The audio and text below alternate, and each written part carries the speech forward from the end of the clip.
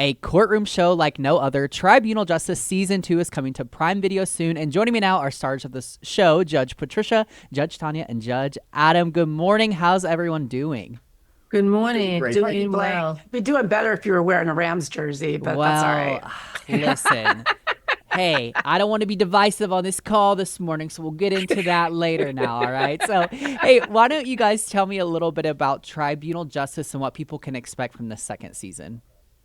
Well, this year we have, now we have a higher maximum. We have $10,000, which brings in a wider variety of cases and cases that can be viewed as more serious as well. More serious injuries, people looking to recover more money and come into a courtroom where they're not required to have lawyers as they would in any small claims court. We have videos that we show. We have camcorder recordings that we show.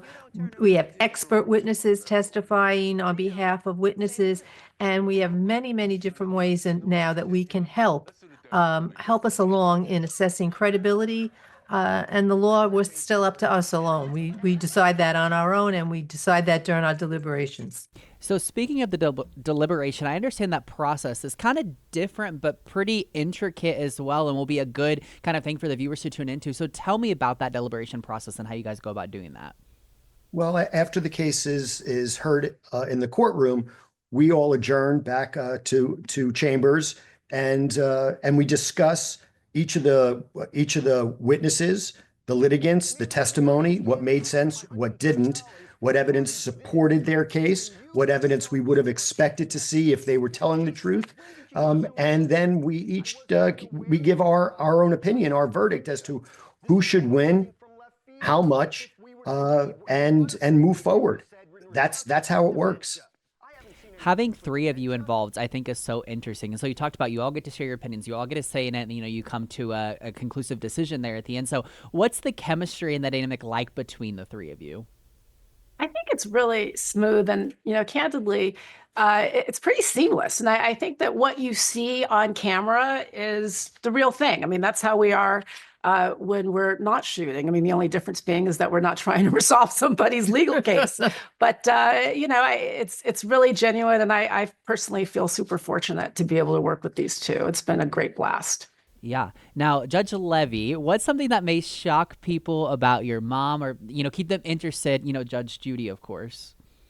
Oh, sure. Listen, she's been on the air now almost 30 years. She is the true queen of daytime TV, of courtroom shows. And the reason I believe that she's so successful is because she tells it like it is. She's no nonsense. That she holds people accountable for their own actions. That's why people like watching her. You get the same type of attitude, except three times the amount of that justice from the three of us on Tribunal Justice.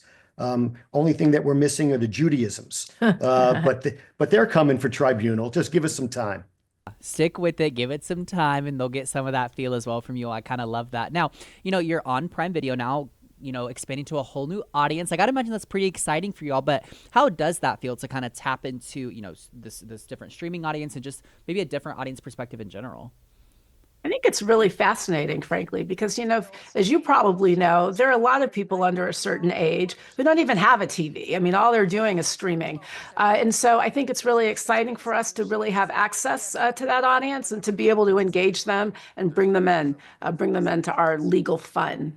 Yeah, no, I love that. Legal fun. That's good. Well, and I like that it's, these are real world cases that you guys are working with, but there's a lightheartedness to it as well, right? And you kind of get this very fun insight that I enjoy. Now, okay, I'm curious, we've seen a lot of big stories in the news recently that are, potentially going to involve some legal ramifications or maybe already have. So let's start with the LA wildfires and what could come of that. What are your guys' kind of just general thoughts on that? Well, we're already seeing a number of lawsuits that have been filed against one of the utilities. I have to tell you that as an LA native, there's no part of the city that's touched by these fires that's not close to me in some way. And it's been really hard. And I think that we're going to continue to see more legal ramifications as the investigations continue. And frankly, as people try to start to rebuild, that will happen. LA is a strong, dynamic place, but expect to see much more litigation. We've already seen it. It's already happening. Another really interesting element to this, especially combining your world with my world, is the media's not take, but kind of pour into all of this, right? Like we see streaming is really kind of elevating this, and Twitter or X, whatever, is elevating all of this. So, for example, we've got like the Luigi Mangione case, and then also like the Menendez brothers. How do you guys kind of feel about that, and what's happening with both of those cases right now?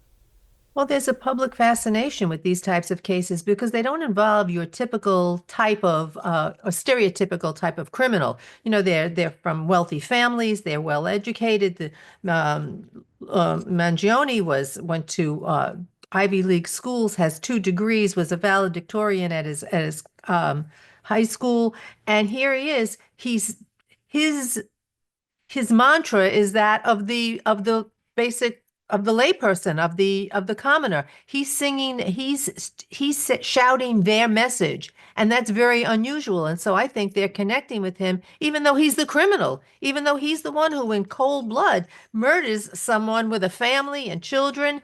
I mean, look, everybody has issues with insurance companies and other things, but you can't take the law into your own hands. You can't do this. But the fascination with him, I think, is the dichotomy. It's how different he is from what you would expect. He gave up his world to speak the mantra of the common person, and I think that that's fascinating for people to latch on to. Yeah. Ooh, okay. I got like chills. That's very interesting take there. Well, judges, thank you so much for your time this morning. Excited for the show, Tribunal Justice, coming soon. Prime Video. Check it out. Thank you guys so much. Take care.